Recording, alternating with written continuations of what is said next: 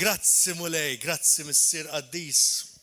Grazzi ta' kemm inti kbir mulej, meta aħna verament natu ħajjitna lilek, inti tagħmel uġibijiet kbar mulej. Salvajt ħajja mulej, sempliċement u bidjenza taħuna mulej. Nemmen li salvajta dik il-ħajja mulej. Halleluja. Għandek ġawr oħra fil-kuruna, bro. Halleluja. Halleluja. Gloria l-Allah. Gloria l-Allah. Thank you, Jesus. Amen. Amen. Kemm intom lesti li tirċivu l-lum? Halleluja. Irċevejna ħafna diġà. Ħallu żjed spazju. Ħallu żjed spazju. Halleluja. Issa. Tafu li din hija s-sena tiżjed. Min jaf li hija s-sena tiżjed? The year of more. Amen. Hija s-sena tiżjed. Kemm tridu iżjed fil-ħajja? Kemm tridu iżjed mill-mulej? Kemm tridu iżjed mill-barkiet u mill-qawwa tiegħu? Mela hemm bżonn ninkissru l-ankri u naqtawhom. Amen. Bħal bastiment ma jistax imur imkien mingħajr ma jtella l-ankri, hekk il-Kristjan ma jista' jmur imkien qabel ma jaqta' dawk l-ankri tal-ħajja li qed iżommuh milli jieħu d-destin tiegħu fi Kristu Ġesu. Amen. U dik hija l-istess ħaġa. Irridu naqtaw l-ankri. Huma x'inhuma l-ankri? Ħafna drabi l-ankri ikunu taħt il-forma ta' vizzju. Ikunu taħt il-forma ta' xi ħaġa li ilha ġejja mill-passat li iva l-għadu żamna il-sir tagħha għalkemm inkunu tajna ħajjitna l-Ġesu Kristu, però jkun hemm dawk l-ankri li ma jkunux tajnihom, li għadna nibbarginjaw bihom, li għadna ngħidu dik is-saqaj fil-dinja u dik is-saqaj fis-sadna, mentri nkunu fir-realtà konna kemm aħna fid-dinja u mhux qed nindunaw. Inkunu f'dak id-dell. Aħna rridu nkunu msejħin biex nkunu fid-dawl u mhux fid-dell. Għax id-dell huwa dlam. Amen. Għalhekk iva llum ħanitkellem u l-tema tal-lum hija ħelsien għall-ilsiera. Bl-Ingliż kellha tkun di għax oriġinarment kienet freedom to the captives. Sewa rridu ħelsien għall-ilsiera. Kemm konna l-sira ta' affarijiet aħna l-aħwa? Għet nħallikom ftit taħsbu. Oh, Lord. Halleluja. Halleluja. Kull tip ta' vizzju, u ħanitkellem fuq il-vizzji llum, fuq l-addictions, kull tip ta' vizzju ġej minn wieħed, anzi tnejn. Nuqqas ta' sodisfazzjon, fulfillment, xi ħaġa nieqsa fil-ħajja li tiġi mibdula ma' xi ħaġa li tik pjaċir għal dak il-ħin u li tgħinek tneħħi ftit tensjoni temporanja. Imma li wara ftit tinduna li ma kienx biżejjed u trid iktar u trid iktar. U l-vojt minflok jintela jkompli jsir iżjed font. Dik hija d-definizzjoni għalija kif ħassejt meta nipprepara ta' xi jfisser vizzju. Kull tip ta' vizzju, però il-mulej mexxieni f'direzzjoni u grazzi anka ta' konferma mill-om spiritwali ta' din id-dar li għandi nitkellem iżjed speċifikament għal kankru li jeżisti ġewwa l-Knisja. Li huja il-pornografija u l-ispirtu tal-ast, spiritu ta' zina. Hija kankru eżistenti tgħidli ma verament ġol Knisja jien ngħidlek għax nafu speċjalment fil-Knisja. Għal xejn taqta' l-ħurriq jekk tħalli l-eruq. Għax ma jdumx biex jerġa' jitla' iżjed selvaġġ. Hekk l-istess il-vizzju mhux biżżejjed li nippruvaw bil-ħila tagħna neqirduh, imma rridu intuh trattament sopranaturali. Fi kliem ieħor irridu neqirdu l-eruq tiegħu bid-demm ta' Sidna Ġesu Kristu. Kont se ngħidha bl-Ingliż, we need to expose it to the Son. Son imma of the Lord. Son of the Father, of the Heavenly Father. The great I am. Hallelujah. Grazzi mulej. Dan huwa messaġġ għal kull tip ta' vizzju kif għadd. Imma l-mulej biċċar immexxini għall-immoralità sesswali u għal specifikament għal pornografija. Ħantikom naqra statistika għax importanti li nkunu nafu x'inhu jiġri madwarna u ġol knisja speċjalment. Bħala statistika ġenerali ġifieri tad-dinja kollha, il-pornografija iżżid iċ-ċans ta' infideltà fi żwieġ bi 300%. 300% infidelity dik hija li ġġib il-pornografija. It-tieni ħaġa, tfal esposti għall-ewwel darba ta' 11-il sena. U 49 minnhom dawn it-tfal ikunu jaraw il-pornografija b'mod regolari sal-età ta' 14-il sena. Ġenituri, jiena, inti. Irridu noqogħdu attenti t-tfal tagħna x'qed jaraw. Irridu verament inkunu viġilanti, ma ngħidux għax it-tfal tiegħi Kristjani. L-għadu qed jagħmel ħerba u qed jagħmilha u jrid jagħmilha l-iżjed fid-djar ta' min huwa tal-mulej. Niftħu widnejna. 54% tad-divorzji huma relatati mal-ossessjoni pornografika ta' wieħed mill-partners. Kemm il-nisa u kemm l-irġiel. Għax ħafna mid-drabi ngħidu li din hija l-kankru tal-irġiel, però n-nisa hemm statistika allarmanti ta' kemm qed tiżdied il-pornografija fost in-nisa. Statistika tal-Knisja issa. Din hija statistika li ġejja bħalma naraw iktar tard ukoll hija statistika di Ewropea. Din hija sanzi hija Amerikana, però kif nafu li d-dinja llum saret villaġġ wieħed kbir u dak li u fil-fatt fejn qabel konna ngħidu li aħna konservattivi, illum sirna l-pjunieri hawn Malta tal-ħażen. Għalhekk f'isem Ġesu Kristu nikmandaw li biex titjieqaf issa stess għax il-Knisja il-ġgant qed jerġa' jqum, halleluja.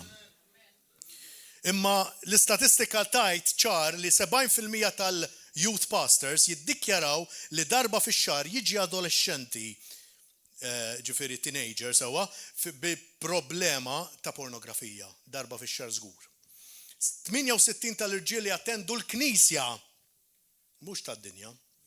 U il-fuq minn 50% tal-pastors, fuq mill-50% tal-pastors, iħarsu lejn il-pornografija b'mod regolari.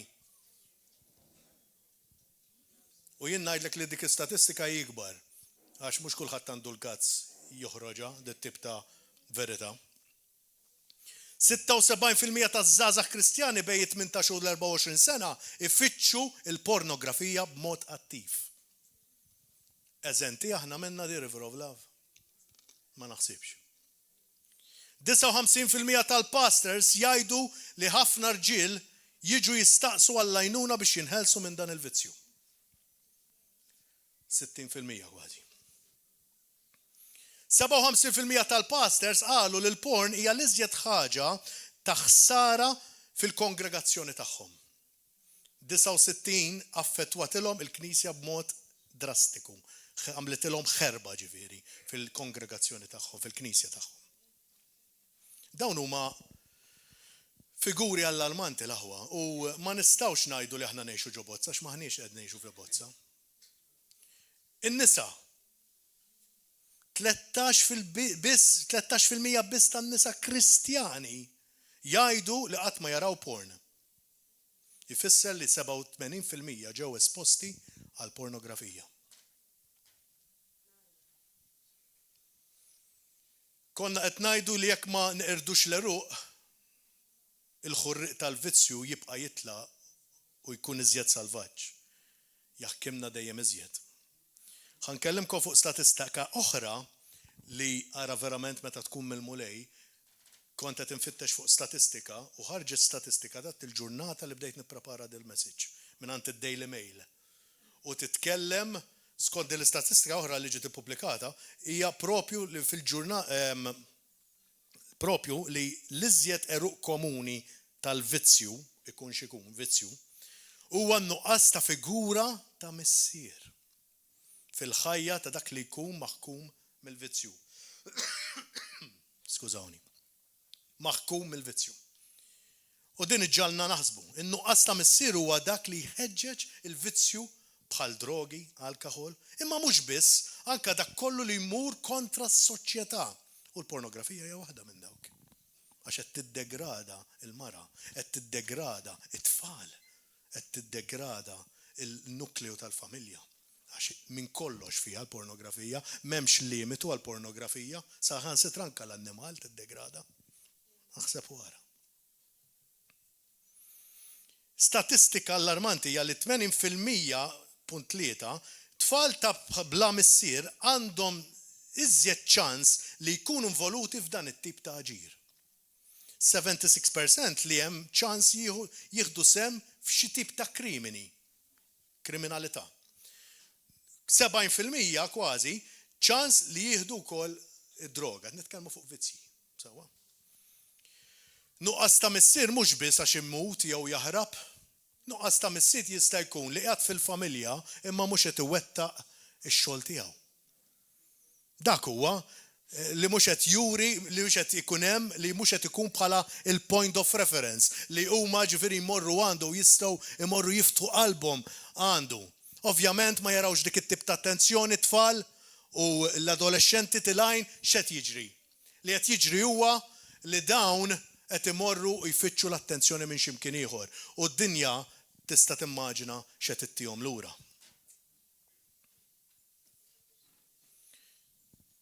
L-importanza tal-mistieri huwa li hija li huwa il-gatekeeper. Huwa dak li joqgħod mal-grada tal-familja tiegħu. Huwa dak li jieqaf permezz tat-tal, permezz ta' ħajja qaddisa, permezz li jfittex wiċċ il-mulej. Huwa dak li qed iżomm protezzjoni fuq it-tfal tiegħu, fuq il-mara tiegħu, fuq in-nifs. Huwa dak il-persuna li għandu doppjament responsabilità, ir-raġuni hija waħda għalfejn. Għax jekk jinnexxielu l-għadu ikkisser lilu, qed jagħmel ħerba bil-familja kollha. Il-familja kollha qed tiġi effettwata.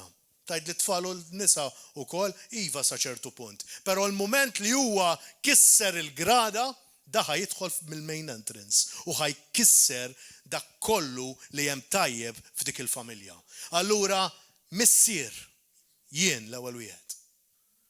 Ejjew niftħu qalbna, ejjew niftħu widnejna. Għax ma nistgħux neffordjaw li aħna l-msejħu talla, nissejħu li aħna bħal Kristu u naqgħu għal dan kollu. Qed nitfgħu fil-periklu l-ħajja ta' uliedna, ta' bintna, ta' binna u ta' martna wkoll. Ma nistgħux u fl-aħħar mill-aħħar qed nitfgħu f'periklu wkoll lill-Knisja. U s-saltna talla wkoll jekk taraħħa b'mod iżjed wiesa'. Ma nistgħux niffordjaw nagħmluha.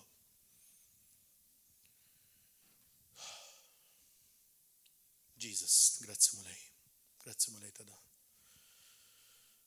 Ejna nifmu iżjed tina iżjed revelazzjoni mulej ta' dan, mulej ħalli mhux biss ikun messaġġ mulej li nisimgħu, mulej ma jidħol fil-qalb tagħna, mulej jħeġġiġna nwaqfu dak kollu li forsi qed nagħmlu fil-mistur, iva mulej tant ikonna conviction f'qalbna li ngħidu le għalih u iva ngħidu iva għar-rida tiegħek missier qaddis. Iftħilna qalbna, ftħilna moħħna mulej, ħalli dan kollu jseħħ f'isem Ġesu Kristu.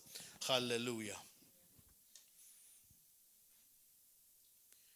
X'ingħidu għall-Kristjan għandi domanda.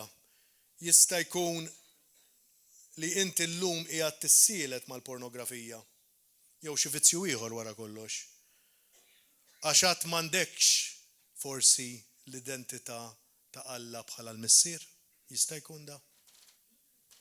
Jista' jkun li għax forsi inti għad m'għandekx dik ir-relazzjoni personali kif qed naraw din l-istatistika maħna qed narawha mill-aspett ta' relazzjoni mal-missier li jista' kollox.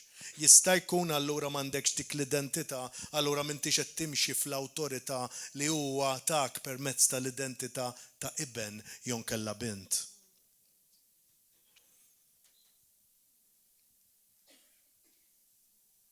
Lan ta' Satana u li ikissirlek l-identità tiegħek li inti liben jew bint tal-iżjed għoli. Mhijiex lan tiegħu li tqimu. Mhux dik lan tiegħu. Huwa li jitliflek l-identità li jiżvijak mill-unika triq verità u ħajja li huwa Ġesu Kristu. Mela la nafu x'inhi l-iskop tiegħu, irridu nilqgħu għal dak li qed jipprova jagħmel biex jagħmel ħerba fostna. Jekk ma timxix bħal iben, ma tistax timxi fl-awtorità fuq dak li jipprova jaħkmek. Ma nistawx nimxu f'dik l-awtorità jekk aħna ma nimxux f'dak kollu li għandu għalina. Jekk aħna ma nafux li aħna bħalma hu fis-sema aħna f'din l-art. Ma nistawx. Ara kemm sabiħa il-messaġġi kollha jingħaqdu biex l-Ispirtu Santu joħroġ il-messaġġ tal-lum. Dak kollu li ngħidu f'dawn il-ġimgħat u x-xhur li għaddew. L-Ispirtu Santu qed jaħdem u qed ikellimna ċar u din hija tbeżbiża lina l-koll biex jekk aħna qed nżommu sodi ma jfissirx li huwa l-ħin li nniżlu l-gwardja, anzi hija l-ħin li nsaħħu l-gwardja. Jekk inti qiegħed imma f'dak il-madmad bħalissa, illum il-mulejt jgħidlek, inti ibni, oħroġ minn hemm ħannatfek bid-demm prezzjuż ta' Ġesu Kristu, għax issa daqshekk il-ktajjen ħajinqataw u issa ħatgħix fil-libertà li jiena ħantik u li jiena biss nistantik biex timxi fir-realtà ta' iben jew bint tal-iżjed għoli. Halleluja. Grazzi Ġesu. Halleluja. Melejja neżaminaw lil nfusna u ngħidu x'qed jokkupalna lil moħħna. X'inhu dak li żjed ħaġa li tokkupanna l-moħħna?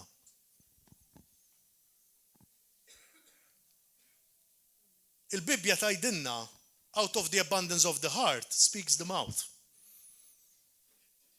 Però pass ieħor qabel dak kif simili kif dittajt tan-naħla grazzi mulej. Li biex jintela l-qalb l-ewwel tittimla l-moħħ. Out of the abundance of the mind, the heart is filled and then the mouth speaks. Mela biex qed nimlewh moħħna. Amen, dik hija s-soluzzjoni, halleluja. Il-kelma talla, imma kemm realment aħna qed nagħmlu hekk, aħna li qed nistragiljaw, min qed jistragilja ma' dadnub jew ma' kull vizzju ieħor, ma' kull ħaġa li qed iżommna ankrati milli nesponu ruħna għall glorja talla.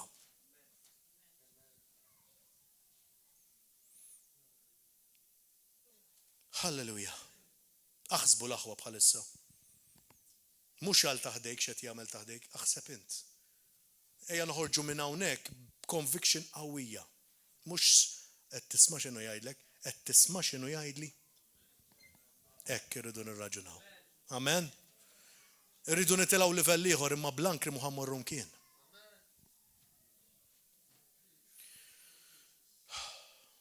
Grazzi mulej. Kun nfaħħar ismek mulej.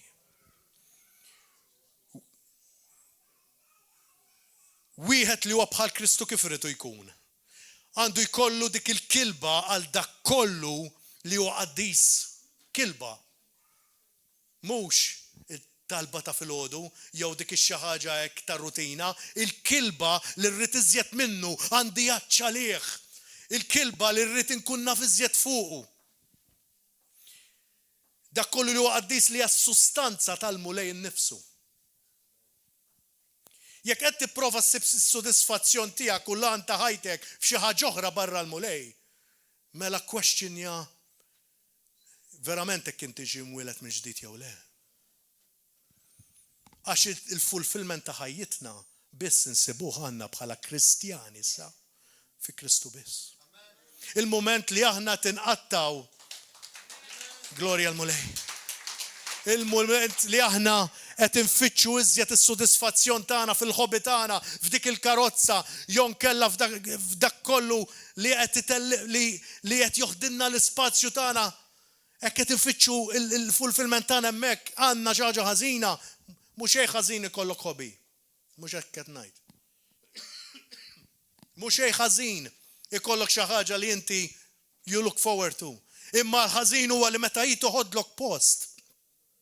Dak il-post ċentrali li huwa l-post biss ta' Ġesu Kristu. Iva jkun hemm bżonn li tajt għal season, issa season jaf ikun ta' sentejn 3-4, għal season ma tagħmilx dik il-ħaġa x'taf li għandek ħakma. Issa mhux qed nitkellem għal pornografija dik għax dik hija ħakma li tinqered f'isem Ġesu Kristu. Jew droga, jiena nitkellem hija pereżempju inti taf li kif jiġi s-sajf ma tarakx il-knisja għax il-jott huwa importanti jew id-dajsa. Qed tifhem hija aktar importanti minn dak li l-mulej għandu għalik. Il-mulej ma jimxiex bis-seasons ta' jikellmek kemm fis-sajf, kemm fix-xitwa, kemm fil-rebbija u kemm fil-ħarifa, amen. Kuljum. 4 staġuni il-mulej, halleluja. Halleluja. Imma kif dejjem naqalli kelajt.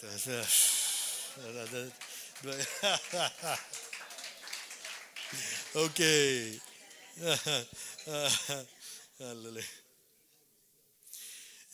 Grazzi mulej. Nitkellem naqra fuq ix-xquq tal-ħajja tagħna. Qed tħalli dawk ix-xquq fejn Satan jista' jidħol. Hemm dawk it-truf li l-Bibja semmi bħala foothold għal Satana biex ikun jista' jidħol.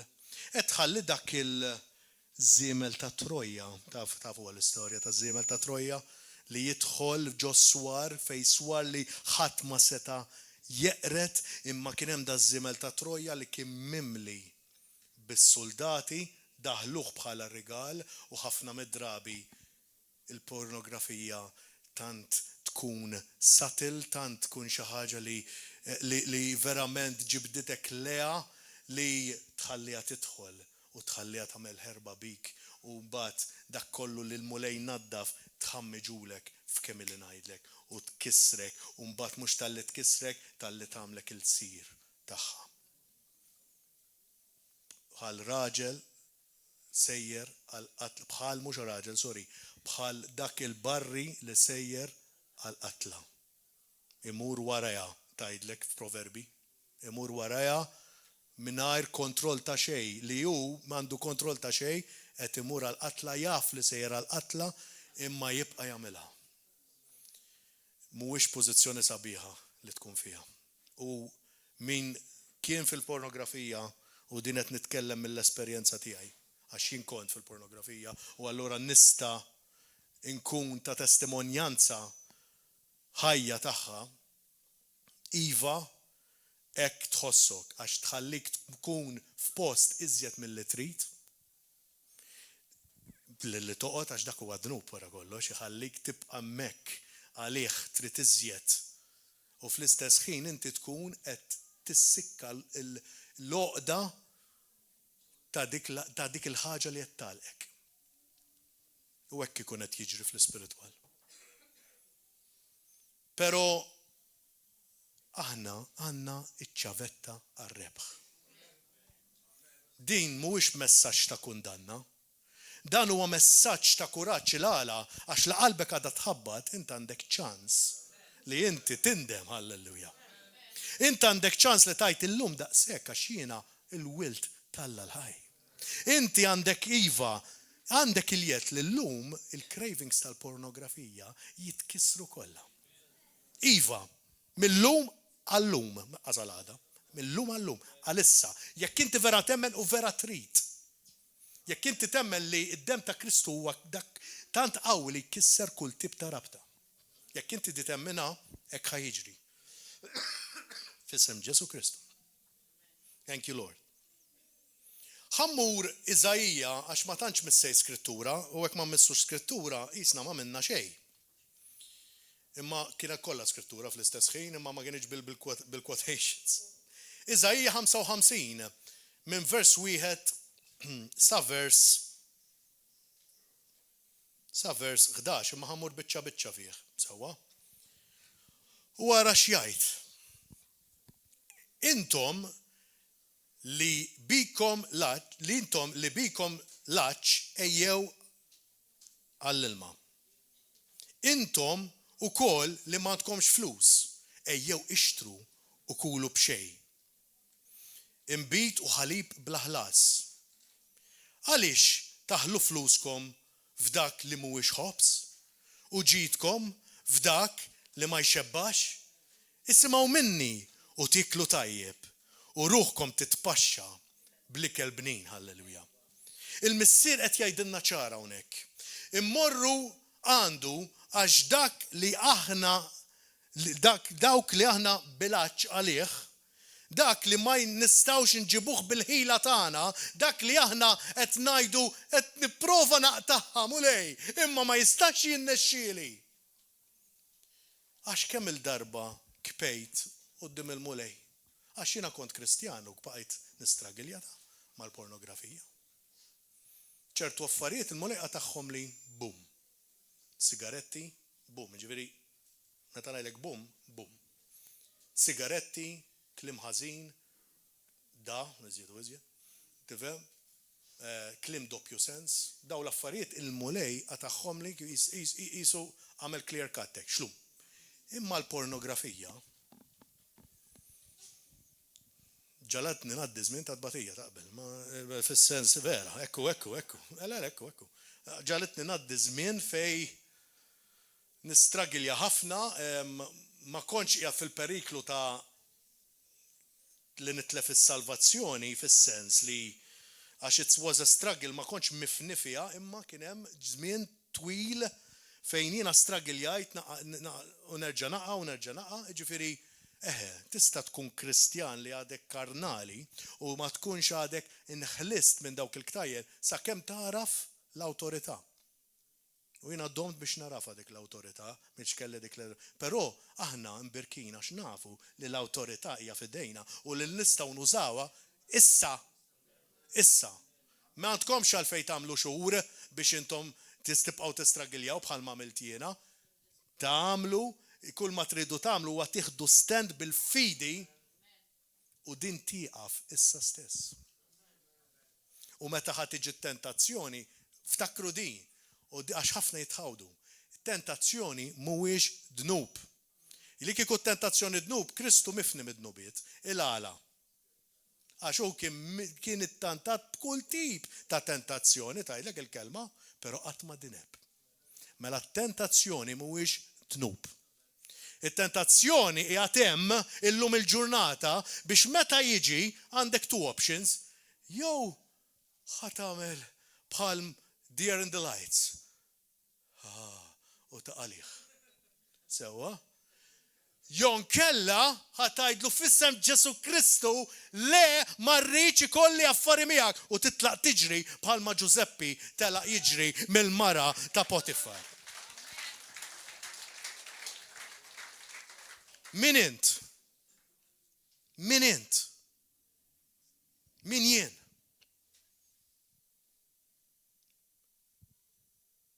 Il-moment issa. U la għandek dal-messaġġ issa ġifieri il-mulet jgħidulek issa. Għax ta' fada. Ta' fil-għalet jgħidulek issa. Għax ta' fada. Għax għada mhux imwiet għalik. Issa tittieħu d-deċiżjoni. Issa. Kieku mhux qed jgħidulek issa. U li kieku m'intix qiegħed hawn tisimgħu. Jew mhux qiegħed fuq l-internet qed taraħ. Issa d-deċiżjoni li tittieħodha.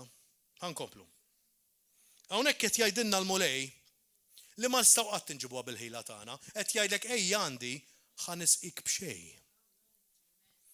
Immorru għandu ħajtina dak l-ilma li jaqtalax, dak l-ilma, dak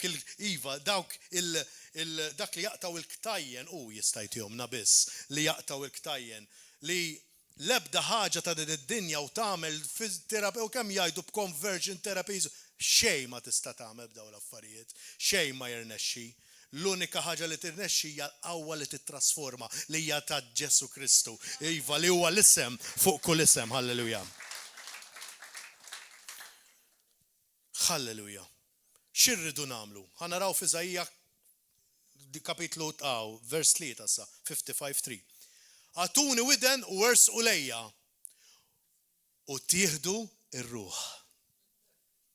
Mela għatuni widen u ersqu lejja, mhux isimgħuni biss, ersqu lejja l-intimità fil-mulej. L-intimità fil-mulej, kont qed titkellem ma' xi jaħwa. Kollox. It boils down to that. Intimacy with the Lord. Li inti tkun il-kelma bl-Ingliż hija pickled, li inti bħal basal tal-pickles. Li tkun merreq literalment fil-preżenza talla. Li tkun merreq fil-preżenza talla taf ma tfissirx. Li tajt it-talba fil-ħodu u mbagħad mxejna u bqajna biha dik it-talba. Dik ma tfissirx hekk. Ħa ngħidilkomx ma tfissirx ukoll. Sewwa li inti tidħol f'ċertu rutina li tiġi l-erba' s-sibt il-ħadd u tista' tiġihom kollha, imma tiġi tant rutina li tiġi parti mix-schedule tiegħek. Mentri x-schedule tiegħek irid jiġi merreq fil-preżenza ta' Ġesu Kristu. Dak li inti tagħmel meta tqum ħa tagħmel biex tfaħħar l-Alla. Dak li inti qed tagħmel meta tieħu l-breakfast moħħok qiegħed biex diva fukat fuq dak li għandu Alla lik. Meta inti tmur ix-xogħol qed tagħmel minn kollox biex inti tiddi id-dawl ta' Kristu mal-kollegi tiegħek, mal-klijenti tiegħek, mal-pazjenti tiegħek. Meta inti qed tara minn kollox biex inti tagħmel biex tagħti glorja lill-Alla. U meta jkollok dak il-ħin kwiet li trid tfittxu dak il-ħin kwiet għax la Kristu kellu bżonnu mal-missier, aħna għandna bżonnu 10 darbiet, mid-darba 1000 darba iżjed. Irridu nqattaw dak il-ħin intimu mal-mulej. Mingħajr dak il-ħin intimu mal-mulej, l-eruq ħajerġgħu jibdew jitilgħu. Il-moment li nkunu esposti għad-dawl talla, dak l-eruq m'għandhomx ċans jitilgħu. Għax fejn hemm id-dawl, id-dlam ma jistax jirnexxi. Sempliċement suffarina fid-dlam tneħħi id-dawl, tneħħi d-dlam. Suffarina, tixal suffarina f'kamra pitch black ukoll iġġib ħafna dawl. Aħseb wara d-dawl li ġab dil-kreazzjoni kollha fis-seħħ, halleluja. Glorja l-Alla. Wow. Nagħmel patt magħkom għal dejjem jgħid biex jiseħħu l-favuri imweda lil David. U aħna nafu x'ġie minn David, il-weda. Ara jien ettu xut fost il-ġnus, prinċep u leġistratur tal-popli, int ġens li ma tafx bih is-sejjaħ, ġnus li ma jafux jiġru lejk minħabba il-mulej Alla tiegħek il-qaddis ta' Izrael. X'qed jitkellemaw fuq favur. Il-favur qed tiġbed il-favur talla fuqek. Meta inti tkun qed tagħti widden il-mulej, qed tkun fil-preżenza tal-mulej, qed tiġbed il-favur talla fuqek. Dik il-favur li dak kollu li llum inti tħossu tqil biex toħroġ minnu tiġi nam għalih. Tiġi isek anestetizzat. Taf kif meta inti ikollok xi darsa. Ma jkollok xi darsa u jagħmlulek il-lopju. Hekk Alla dawk l-affarijiet li bħalissa int ma tistax toħroġ minnhom, tiġi hekk, jiġu hekk għalik. U ma tkunx jistgħu jagħmlu l-ebda effett fuqek. Amen. Immjun, amen, ekku. Halleluja. Tiġu muni, il-għala. Għax bħalma inħobb inġiba dal-eżempju jiena, intom tafu li hu jgħidlek you'll soar like the eagle's wings. Ġifieri titla bħal dawk il-lajkla, il-ġwienaħ tal-ajkla sewwa tila l fuq. U meta inti tila bl-ajruplan għax forsi aħna qatt ma tlajna fuq ajkla. Imma meta inti tara l-ajruplan sewwa, tila l-ajruplan, Malta taraħħa kbira madwarek, taraħħa daqsiex. Imbagħad meta tila, tibda tara Malta tonqos sakemm tiġi dott. U dik hija xi ħaġa analoġija li jiena inħobb nagħmilha meta inti tkun fil-preżenza t'Alla. Iżjed ma tkun fil-preżenza t'Alla, ħadejjem ħatitla. Il-problema li inti kont taraħħa inkredibbli u impossibbli, ħadejjem tonqos. Sakemm tiġi taħt saqajk u tgħidilha f'isem Ġesu Kristu, int m'għandekx effett fuqi, halleluja. Halleluja. Glorja l-mulej. Kemm int kbir mis-sir qaddis, glorja lilek dejjem. Halleluja. Amen. Importanti ma di li nibdew ngħixuha. Di mhix xi ħaġa li biss hija teorija, din hija kif ngħixuha qed nistgħu ngħixu ħajja vittorjuża f'dan kollu, nistgħu ngħixu kuljum il-ħin kollu. Bħalma konna tnajdu fil-kors iktar kmieni. Taf li aħna qegħdin nistgħu nkunu f'pożizzjoni li qatt ma nidimbu. Jekk aħna nkunu fi Kristu 100% marqa fil-preżenza tiegħu u l-awwa kif inhu fis-sema aħna f'did-dinja u fis-sema ma jidneb qatt mela aħna nistgħu ma nidimbu qatt. It's a lot of revelation. Dik biss nistgħu nagħmlu naħseb 3 snin mill-inqas nomodu nkun naqqas fimna kwart minna. Hallelujah. Thank you, Jesus. Gloria l-Alla. Umbat, vers 6, fitxu l-mulej sakemm tistgħu issibuh, sejħulu sakemm u fil-qrib. Halleluja tara. Dejjem jinvitana biex nersqu leħ biex dik l-intimità tikber, amen. Ħalli triqtu il-midneb, ħalli triqtu il-midneb u l-bniedem il-ħażin femietu. Ħajerġa' lura għand il-mulej u l-ħen għalih. Ant Alla tana għax u jaħfer ħafna. Alla tat-tieni, tat-tielet, tar-raba' ċans. Waqajt. Tħallix il-xitan jikkundannak. Erġa' qum.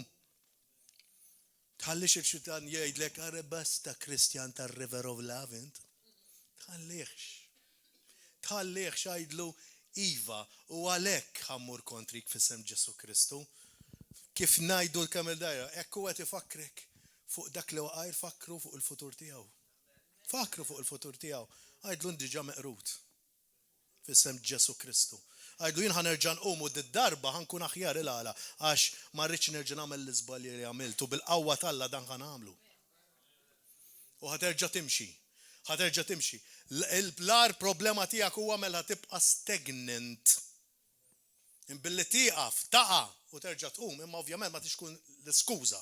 Qed tifhem mhux qed ngħidu skuża għadnu bdi.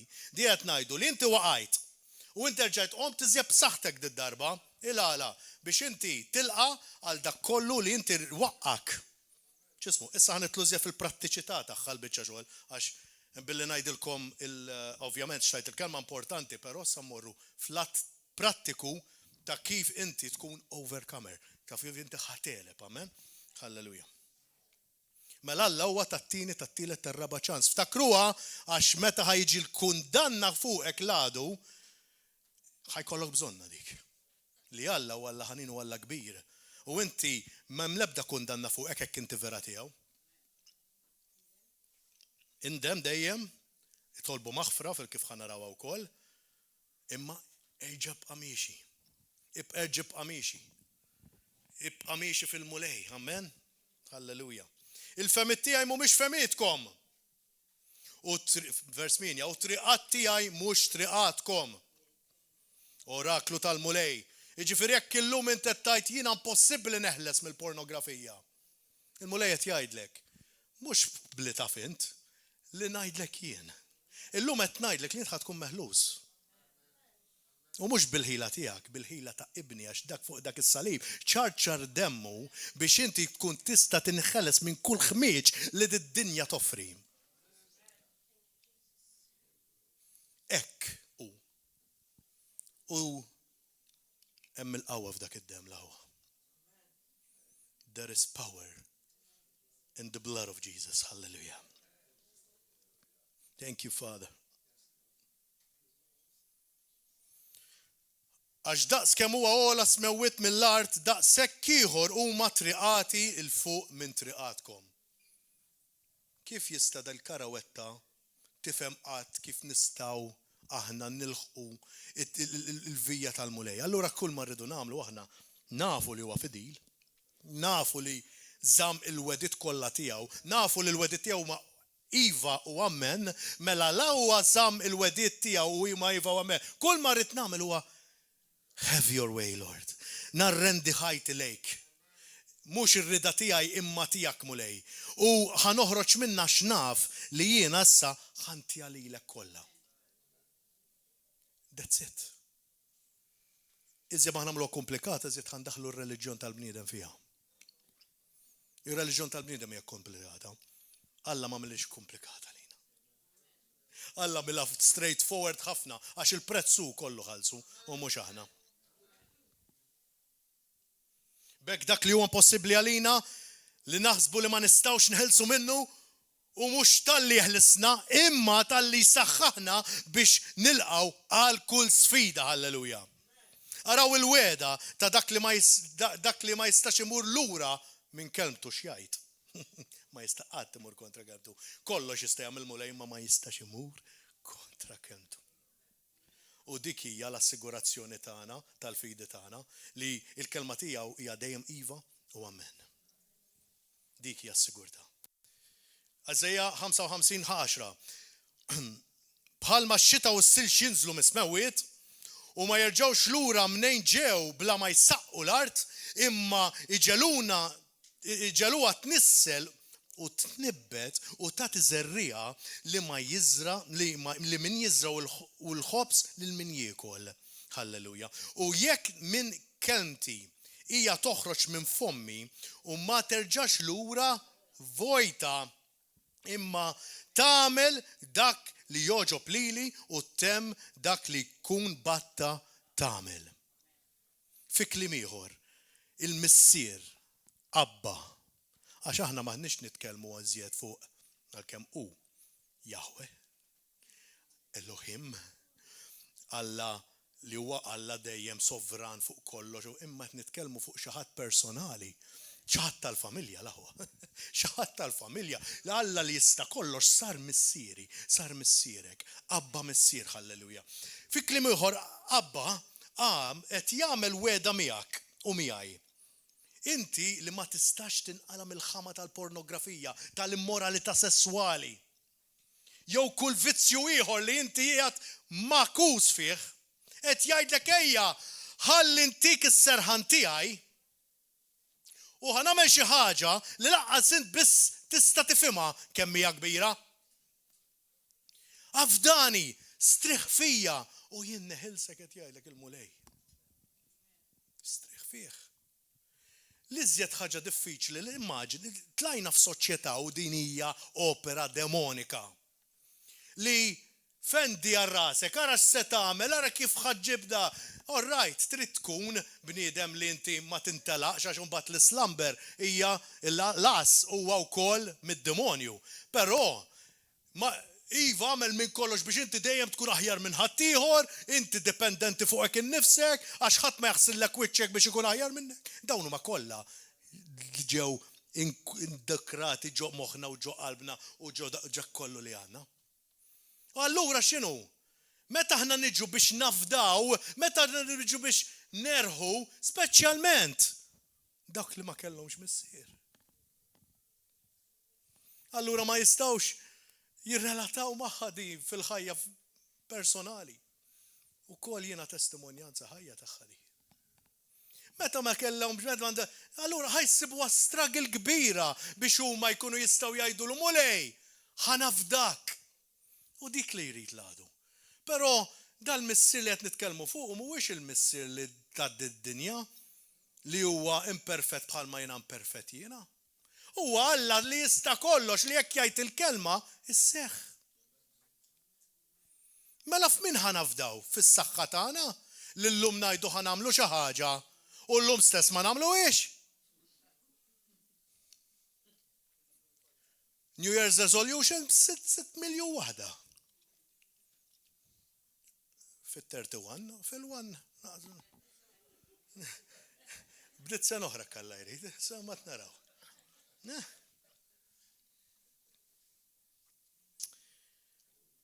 Ħammur għal ħaġa prattika, baqali ftit.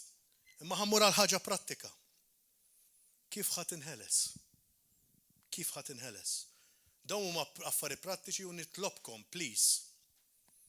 Min ovvjament di mhux ħanqod ngħid show of hands għax di mhix kwestjoni ta' show of hands, però qed nitlobkom approachjaw lili personali. Sewwa, u nkun hekk hija mara ovvjament morru fuq hawn in-nisa tal-mulej, pastor jew kellha xi ħadd mid-djakni u responsabbli. Ejjew fuqi Untihomkom dil-lista ntijilkom, nibatilkom u anka tistarruha hemm ħafna skrittura li nixtieqkom taqrawha timmeditaw u biha il-mulej ħajħleskom żgur. L-ewwel punt imma li għamilt u dawn nista' nibatulkom. Indem minn dnubietek, l-ewwel ħaġa kardinali hija li tindem. Dejjem dik, tindem. Itlob lill-Alla biex itik is-saħħa li tajt le għal dak kollu li qed inaffar ir-relazzjoni tiegħek miegħu u ma' martek jew ma' żewġek. Għax ma rridux ninsew the other side, jekk hemm jew kella l-arusa, jew kella jekk m'hemm xejn malla biss. Għax il-pornografija mhijiex id-dnub biss tal-miżewweġ, jew kella tal-arus. Pornografija hija dnub anke tas-single. Pornografija hija moqżiża, hija xi ħaġa degradevoli għal mulej, hija immoralità sesswali. Hija ħafna mid-drabi tkun ta' degradazzjoni lil mara, ħafna mid-drabi. Lust, you feed on lust. We all should only feed on the Spirit of the living God. Jesus.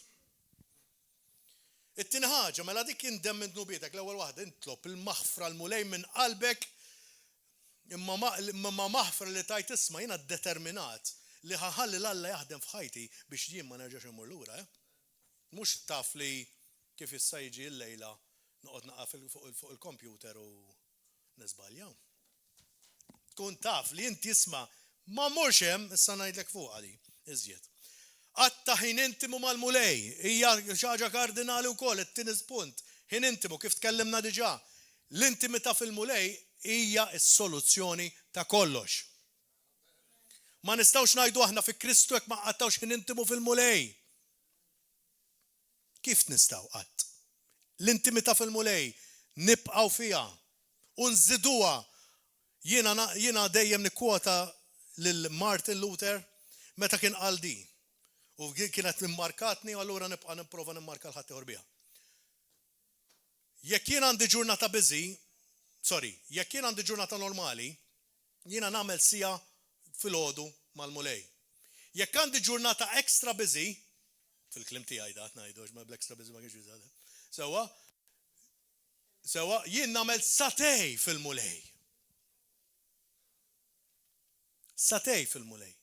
Xi jfisser? Aħna ġeneralment naħdmu bil-kontra. Ġeneralment ngħidu għatta ftit mal-mulej, ma neħles, kompli fil-moħħ, forsi ma ngħidux bil-kliem, imma unqattaw dak il-ftit momenti. Mentri, meta inti taf li inti ġejja ġurnata impenjattiva u l-impenn jajjik u jipprovak allura ħad tkun iżjed pron kif ħanaraw, sewa, inti mela għandek bżonn tqatta' iżjed ħin fil-mulej la taf li dik il-ġurnata ħad tkun impenjattiva. Għax inti il-fuel tiegħek huwa Kristu. Is-sors tiegħek huwa l-Ispirtu Santu. Mingħajr dak is-sors inti mhux sejjer imkien u ħajaħkmek l-għadu. Raġel tal-mulej għandek bżonn raġel jew mara, tkun mara tal-mulej li tkun kontabbli għalih. Accountability partner jgħidula bl-Ingliż. Xi tfisser li inti taf li hemm bniedem Alla sewwa, speċjalment li jkun forsi għadda minn ċertu esperjenzi, li inti tirrelata miegħu u tħossok komdu miegħu, raġel ma raġel, mara ma mara, importanti immens għax dawn huma affarijiet sensittivi il-moment li inti tmur tapproachja mara raġel jew bil-kontra, hemmhekk ħaddaħħal foothold ieħor lix-xitan għax ħadd titkixxef fuq il-vulnerabilità tal-bniedem, sewwa nitkellmu fuq sesswalità at the end of the day, kulħadd mabba l-attrazzjoni, sewwa raġel ma imma importanti jkollok xi ħadd accountable miegħu, xi tfisser? Li inti bażikament qed tmur miegħu, qed tgħidlu isma' itlob miegħi għax għaddej minn dil problema. Ejni inti, biex inti jkun jittista inti anka jifollow jak, jara kif sejjer u jgħinek, qed tifhem li inti tkun tista' tirrelata miegħu. Mara ma mara, raġel ma raġel. Din hija waħda mill-iżjed affarijiet ibsin li bniedem jagħmel għax jiswed jumilja ruħu ma' bniedem, però nista' ngħidilkom li Alla il-success rate, anka hemm statistika, success rate ta' bniedem joħroġ mill-pornografija mill-ambitu kristjan, sewwa hija b'ħafna iżjed meta bniedem jirrelata ma' ħaddieħor u flimkien ifittxu l-Alla. Żommuha ħafna f'moħħkom di, għax di importanti. Ara sew x'tista' titlef billi toqgħod f'din il-ħajja faċċola, double life. X'tista' titlef? Mela llum qed tagħmilha mistur wara l-mara tiegħek jew wara r-raġel tiegħek. Qed tinħeba. Immaġina taqbdek. Immaġina li qed tiflertja magħha x'jista' jkun mhux biss qed tara l-images tista' tiċċettja int pereżempju u tant tidħol fiha li mbagħad b'xi mod jew ieħor tintaqa' għax imbagħad minn ħaġa tieħu l-oħra u l-problemi jibdew jinqalgħu. Anke hekk ma jinqalgħux, però iż-żejt dejjem jitla' f'wiċċ l-ilma jgħid il-Malti u vera. Sewwa speċjalment hekk għandek il-mara tiegħek tal-mulej u qed tfittex l-Alla b'qalba kollha u dak kollu li huwa mistur jinkixef. Jew bil-kontra. X'tista' titlef? Tista' titlef żwieġ, tista' titlef it-tfal, tista' titlef ruħ, u l-iżjed ħaġa importanti ruħek, vera. Imma fl-istess ħin ħafna mid-drabi ma qasdik ma nagħtu każ għax li kieku ma nidinbux, lele. Imma il-biża' eżatt, il-biża' talla. Imma ħadd titlef ukoll il-familja, ħadd titlef ukoll hekk forsi qiegħed fiha il-finanzi, ħadd titlef kollox. Apparti li iżjed ħaġa importanti hija ruħek. Kif qed ngħidu. Ma forsi ma tkunx qed tara għal dak il-ħin. Araf xi ġalek ta' fid-dnub u evitom bħal pesta. X'inhu ma dawk l-affarijiet, x'inhu dak il-ħin li lilek qed iġalek twaqqak fid-dnub? Fil-għaxija qabel torqod kif tqum jien naf. Meta tkun waħdek. Evitom kif għamel kif għadna Giuseppi telaq jiġri, evitom mhux toqgħod tgħid għandna rek batitlix messaġġ. Qed tilab man-nar u min jilab man-nar x'jiġrilu? Jinħaraq. Eżatt. Iġri. Kristu jagħmilha ċara ma jgħidlekx. Jekk inti għajnek qed tittelf jekk għattija, aqlaħħa. M'għandekx tambiha, aqlaħħa. Lead to whatever. Do not deal with sin. Avoid sin. Run from sin. Hallelujah. You can do it. Il-mulej dejjem ħajtik way out. Dejjem. What is your will? X'inhija r-rida tiegħek imma? Ir-rida tiegħek inti li tgħix ħajja qaddisa li tagħti glorja l-Alla. Hekk inti li bent Alla. Jekk inti bint tal-Alla. You can do it and you will do it. Hallelujah. Halt, di ħanajda bl-Ingliż, għax di. Nsejtu lażi. Peress li kien hemm dawk iż-żunżan, ħassartu.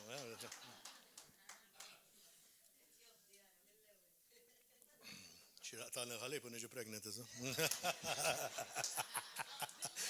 Hallelujah, yes, delivering, hallelujah. Hallelujah, Jesus. Mela, rridu noqogħdu attenti minn daw l-erba' elementi ta' emozzjoni. X'inhuma? Il-kelma halt forsi tiftakru biha, H-A-L-T. Hungry, angry, lonely u tired. Meta nkunu qegħdin f'dawn l-emozzjonijiet, f'dawn istat, aħna nkunu qegħdin vulnerabbli ħafna biex naqgħu fid-dnub. Loneliness, m'hemm xi tajt. Jiena ħadd ma jħossi, ħadd ma jħoda, allura ħallu nipprova niggratifika lil innifsi. Ġuħ. Mur supermarket bil-ġuħ u taf x'inhi. U taf kemm jitla l-kont iżjed mill-soltu. Imma ġuħ, apparti kollox. Ġuħ. Qed tifhem ġuħ. Hunger. Dawn huma jġubuk vulnerabbli, anka il-sistema tiegħek tleks control meta tkun f'dawn l-istat. Anger. Anger. Ir-rabja rax tamlit li laqqas tagħti kasi marti. Mela ħammur nissodisfa lejl innifsi. Nuħu deċiżjoni fir-rabja ra kemm jiddispeċin, kien ma kiet nitkellmu speċifikament fil-pornografija. Hekk tajt ara naqra dejjem buġiħ ta' rażni. Mela ħammur nieħu ġiex Panadols. Jien. U tieħu l-gratifikazzjoni. Għax hekk jiġri, let's face it. Semmi. Jew tkun għajjien. Immaġinaw intom. Tkun għajjien. Allora tkun trid inti isserraħ il-ġismek. Sewwa. Imma dawn huma affarijiet li huma vera, fil-fatt irridu noqogħdu meta nkunu qegħdin f'dawn il-pożizzjonijiet, f'dawn l-istat, aħna rridu x'irridu nfittxu? Il-ken, is-serħan vera li huwa Ġesu Kristu. Irridu nintefgħu fil-worship kif qalet Marjella fl-aħħar tal-ġurnata. Kemm hija importanti tintefgħu f'worship, tifel f'qim. Ma jkollok abtit forsi tajt xejn kull ma tittamel tolli jdejk u taħseb fuq u timla moħħok bil-kliem li jkun għaddej tal-qima, halleluja. U mal-ewwel nista' nassigurakom mal-ewwel l-Ispiritu Santu jieħu over. Għalkemm tħoss dik il-kilba li tmur u tidneb, f'daqqa waħda kinti tagħmel dak il-pass ta' fidi, qisu bħal dak l-ilma li kien ġej mill-Ġordan. Għamlu l-pass ta' fidi u waqaf dak l-ilma. Meta għamlu l-pass ta' fidi waqaf, ma waqafx qabel. L-istess inti tagħmel dak il-pass ta' fidi, tfittex il-wiċċ il-mulej. Tinżel qoddimu tgħidlu mulej jiena qiegħed biex infaħrek għax qed iħossni dgħajef. U tara kif jinvestik literalment bil-qawwa tal-Ispiritu Santu. U dik il-kilba li jkollok li minn għalik ma tistax teħles minnha tinqata'. U tinħeles jien naf għax esperjenzajta. Naf x'jiġifieri. Hekk jiġri u dejjem hekk jiġri u meta ma jiġix jiġri, meta ma kontx nagħmilha. Għax kont nereq iżjed. Ma kemm il-darba nafu li aħna ħanamlu xi ħaġa ħażina u dejjem naqgħu. Naraw fuq tat-tabak smoke kills. Spjega ħili. Għax klib ma nanfusna, jekk nista' nuża dik it-termini. Eqret l-eruq. Eruq x'jista' jkun? Nuqqas ta' maħfra. Titpattija. Impattijielu. L-infedeltà tidħol minn hemm. Abbuż. Dawn huma soul ties ta'. Abbuż speċjalment iħalli soul ties u dawk iħalli bibien miftuħin u trid teqridhom dawk is-soul ties. Tkellimna fuqhom illum grazzi mulej. Titteqridhom. Għax hekk ma taqridhomx ħajqirdu lilek anke tkun qiegħed ferventi fil-mulej, jiġi fil-mument fejn inti ma jkollhom ħakma totalment fuqek. Ma jkollokx il-possessjoni tax-xitan, imma jkun jgħidulek demonized. Jiġifieri li inti qed tiġi qed tħalli dak il-bib miftuħ u qed jiġi u għandu awtorità jattakkak f'dik l-erja. Mela titkissira f'isem Ġesu Kristu. Dik titkissira. Tittarafhom imma dawn l-affarijiet. Tradiment, nuqqas ta' stima tiegħek innifsek. Forsi tajt minn kapaċi għal ħadd allura għal waħdi tajjeb. U taqa' għal pornografija. Taqa' dnub. Tħallix skaletri fl-armarju. Do not leave skeletons in the closet. Xi tfisser? Tħallix xejn miftuħ li jista' jiġi jħontjak, li jista' jiġi jippersegwitak. Tissiġilla kollu, tattajs kollha tiegħek biex inti timxi il-qudiem. Ma nistgħux nibqgħu ankrati jekk irridu iżjed. Amen? Halleluja. Oħra, dal-waqt il-lestu. Grazzi mulej.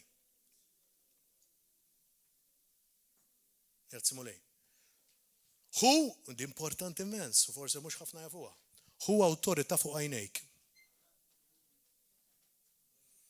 Bounce off your eyes. Jitkellem fuqha Job di. Job jitkellem fuqha. Bounce your eyes. Fid-dinja tal-lum, ping pong għajnek tittamilhom. Sakemm tidra. Niftakar meta qrajta dil-biċċa li kont ġifieri qiegħed noħroġ minn dil-fażi li għajjejt, letteralment għajjejt. Jekk qed inħares lil tal-linja nara mara tagħmel ir-riklam tan-nuċċali nofsar wiena. Jekk qed inħares l-hemmhekk nara dik kien fis-sajf biex taxxa. U għaddej. U għajnej għaddej. Jesus. Pero, tamel jgħidlek you make a covenant with your eyes. X'inhi covenant? Patt majnejk li inti ma tħares darbtej, għax da ma jistax ma tintaqa' lejn l-istess ħaġa. You don't dwell, ma tmurx titħar, għax il-għala, it harbors temptation and then it harbors into sin if you dwell in it. Ġifieri jekk inti tibqa' tħares lejha, tibqa' tiffissa f'għajnejk, tiffissa lejha, inti tibda jitwielet fik id-dnub jgħidlek. Ġifieri inti mela ħares ab daqshekk. Illum tkun qiegħed tikteb email jgħidlek pop up pop. That's it. You have to pop it down. Boom. Għall-ewwel. Ma tistax teffordja għax il-għala. The eyes are the windows of the soul. Il-moment, anka li tisma' wkoll imma l-għajnej, il-moment li inti toqgħod tħares, u mbagħad tiġi f'waħda minn dawk il-ħolt. Hungry, anger, x'ismu, ġan sejtu. Angry, lonely and tired. Tiġi f'dak il-moment u xibda jitlalek il-pop-up.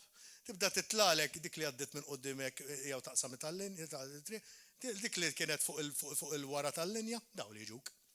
U minn hemmhekk ma min jaf kif kienet ħanfittex waħda f'simili tagħha. Tidħol, daże, jifħedet.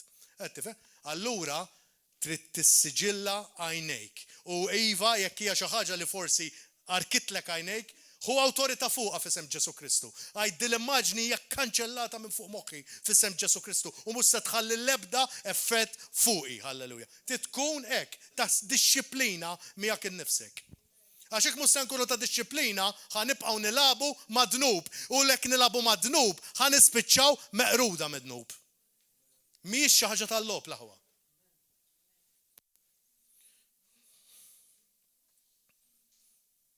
M'hemmx xi tajt, ovvjament, li għandha x'taqsam mal-intimità, fittex il-Alla mal-ħin kollu, għax l-intimità tista' tagħmel sija fil-mulej intima, imma aħna għaddejjin bix-xogħol, faħru l-Alla, niglorifikaw l-Alla. Alla jdejjem f'moħħna. Inżommuh parti essenzjali ta' kull moviment ta' ġisimna, letteralment. All'ewwel titrejnja biex tagħmelhom dawn l-affarijiet kollha li ninsemmu, però mbagħad jiġu second nature. Ti xi ħaġa li inti tagħmel ta' kuljum u tibda hekk ma tagħmilx tħossok ħażin, tħossok stramp, tħossok li m'intix int is-soltu. Imma l-ewwel rridu nedukaw lil nfusna u kollox jista' jsir bis-saħħa li jtina il-mulej. Dawn huma steps fundamentali biex ninqatgħu minnhom l-aħwa. Kollha steps li naħattu verament il-mulej birikni bil-kbir. Numru 10, ikber fit-tarif u revelazzjoni tal-kelma tal-Alla. Ikber fit-tarif u revelazzjoni tal-kelma tal-Alla. Għamela personali, aħseb fuqha, immedita. Immedita l-kelma meditare hija ġejja mill-Grik qiegħda inti bħalma ġibu l-eżempju tal-ġemel kif jiekol. It's not nice. Imma bażikament jiekol, jidħol fl-istonku, jerġa' jtella u jerġa' jomot, jerġa' jidħol, jagħmilha xi 4 darbiet dik hija l-meditation. Li inti tomot u terġa' tomot sakemm tidħol fil-fond ta' qalbek fil-post li l-ebda għadu ma jista' jħodlok. Dik hija l-meditation, mhux just rajt chapter illum ta'. Nice. Le, trid dak trid jiġi parti minnek, trid inti titolbu personali, trid tagħmlu ħaġa minnek u li mhux biex tikkwota l-iskrittura, mhux fuqlek, imma biex meta inti tiġi f'sitwazzjoni, il-Spiritu Santu juża dik biex inti tieqaf għall-attakki tal-għadu. Għalhekk tagħmilha di, mhux biex tkun taf biex inti tajt kemm naf skrittura ħanikwota dik u l-oħra. Le, hija biex inti l-kelma tal-Alla tkun inti qed tgħix u tkun qed tmexxilek kull ċellola li għandek ġo ġismek, halleluja. U l-aħħar ħaġa li hija għandi ħafna skritturi l-aħwa li min qiegħed mifni fil-pornografija ikellimni personali jew ikellem lil Marti jekk hija mara. U aħna nibatuhomkom kollha u lesti li ngħinukom minn qalbna. Ġifieri sewwa, ġifieri għandi skritturi li tista' tagħmluhom personali fil-ħajja tagħkom u jeħilsukom. Żgur jeħilsukom. Jekk tagħmlu l-kelma tal-Alla ħajja, il-kelma tal-Alla li teħles, il-kelma tal-Alla li llum inti hija parti minnek. Jekk vera temmen da l-iskritturi li għandi jeħelsuk hawnhekk. Fisem Ġesu żgur. Imma l-iżjed kif taqbad tajt. Dik il-qatra li xqelbet il-vaż, kif qiegħda dik, dik il-ħaġa, dik il-qatra li għamlet id-differenza kollha, dik xi ħaġa li għamlet dik id-differenza kollha. Nipprova nkun komplikat iżejjed. Dik xi ħaġa li għamlet id-differenza kollha kienet talba waħda jiena. Jekk għal minnu miżewweġ di tgħod biss sewwa. Għatlu mulej minn qalbi u ta' kont fl-aħħar tal-aħħar qabel ma bdejt il-proċedura kollha sewwa. Għatlu mulej. Għamel li l-attenzjoni li għandi għal pornografija għal dak kullu maħmuġ għal dak iffiltraħ, saffieħ, qazzu u itfgħu fuq Marti. L-aħwa jaqbadni l-Bart sissa minn dik il-ġurnata stess bdejt nara l-Marti b'mod differenti totalment li qatt laqqas fl-Rusija ma konna naraha hekk. Kienet xi ħaġa inkredibbli li l-mulej biss jista' jagħmel. U verament minn dikinhar law sibt the joy in the woman of my youth. U għadni nieħu minn dak il-fountain of love. Thank you. Grazzi volej. Hija xi ħaġa li meta toħroġ minnha joħorġok il-mulej minnha. Taraf li kemm hija perikoluża. U qed nixtieq vera kull wieħed u waħda minnkom għax jiena nemmen li l-mulej la joħorġok minnha mbagħad jekkwippjak jarmak biex inti tgħin il-ħadd ieħor joħroġ minnha. Qed ngħidilkom minn qalbi jinqiegħed għal min għandu daw il-problemi din is-sitwazzjoni ma jħossu dak għalkemm illum tajkom ħafna materjal, però jkollok bżonn dak il-persuna li jgħinek tippuxjak li x'ismu. Jien available, qed ngħidilkom mal-irġiel kollha jien available. Qed ngħidilkom u nemmen li waħwa oħra li bħali għaddew b'testimonjanza simili u li lesti jgħinukom ukoll. Tħallux dak li tista' tagħmel illum għal għada l-aħwa. Għamluh illum għax għada jista' jkun tard wisq. Jekk inti llum qed tgħix fil-pornografija, inti sejjer dritt l-infern. Iċ-ċans issa tridu toħduh.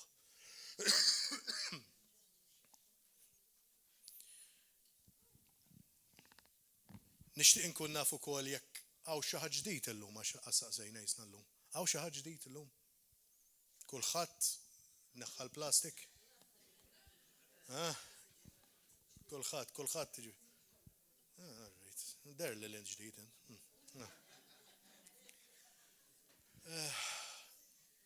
All right. L-aħwa. Ħani qafaw għax dak li kelli ngħid bil-grazzja tal-Lattu. Simulej. Pero għamlu xi ħaġa fuqha minn qiegħed. U minn mhux qiegħed ibqgħu sodi. Għax il-moment li tniżżel il-gard ħadd tiġi vulnerabbli. Taqax għan-nassa li inti tajt isma' jiena sirta superhuman m'inti xejn mingħajr il-preżenza ta' Kristu. Jiena xejn mingħajr il-preżenza ta' Kristu. Inqumu bil-wieqfa halleluja. Jekk tħoss li hawn xi ħadd għalkemm din hija xi ħaġa personali u trid pasta fidi kbir biex tagħmilha, li xi ħadd li qiegħed mifni fiha jew nkella qed jistragglja Jista' jkun ma jkunx pornografija.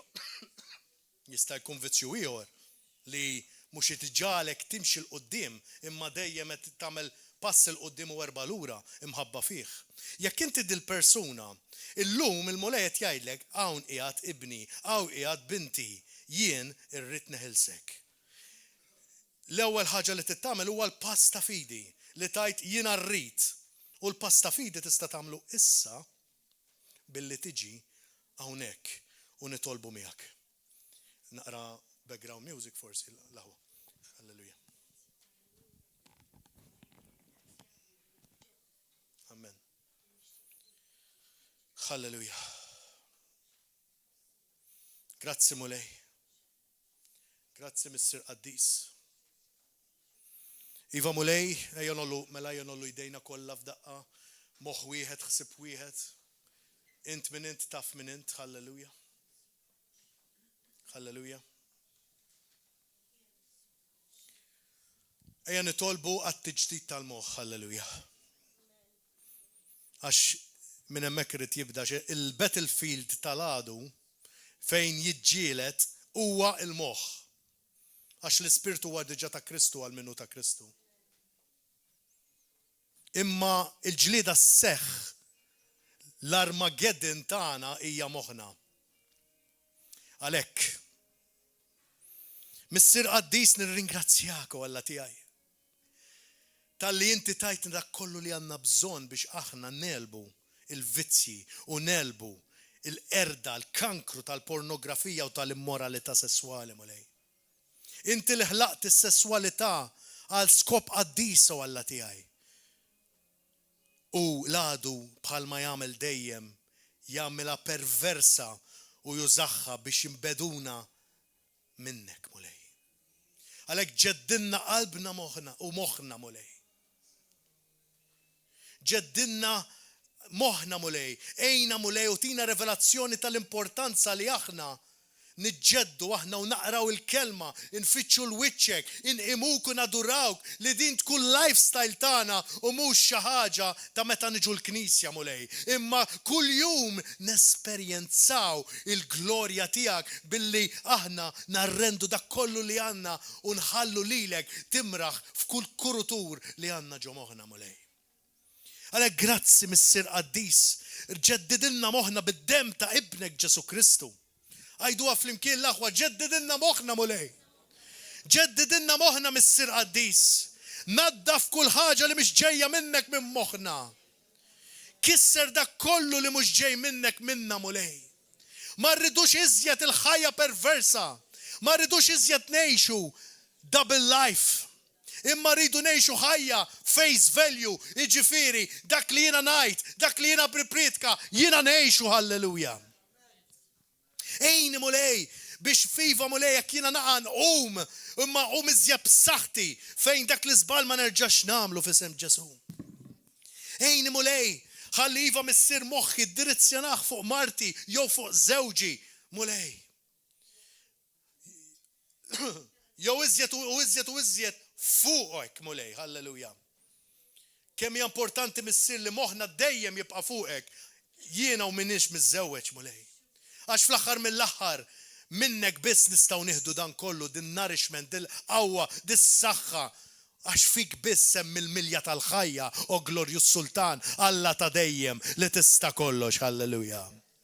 Grazzi mulej tal-li tajtna dil-kelma u nitolbok Mr. Qaddis li iva mulej kull min verament għandu bżonn lajnuna ħajfittxa jagħmel dik il-pass ta' fidi. Ħalli naraw knisja meħlusa minn dan il-kankru. Cancer free in Jesus name. Ek niddikjaraw li kull persuna maħkuma minn dal-vizzju ikolla dik is-saħħa sopranaturali fuqha biex dak kollu li qed iżomma milli tagħmel il-pass tal-fidi jinqered issa stess f'isem Ġesu Kristu ta' Nażaret. Grazzi ta' dan kollu mulej. Grazzi tal-li ħatoħdna l-livell ieħor għax irridu iżjed minnek, iżjed bilanċ minnek, ir-rida tiegħek biss irridu, halleluja. Għalhekk grazzi mulej ta' dan kollu, infaħruk, nadurawk u nqimuk. F'isem Ġesu Kristu, ejja qimul mulej, halleluja. Glorja l-Alla, halleluja. Halleluja.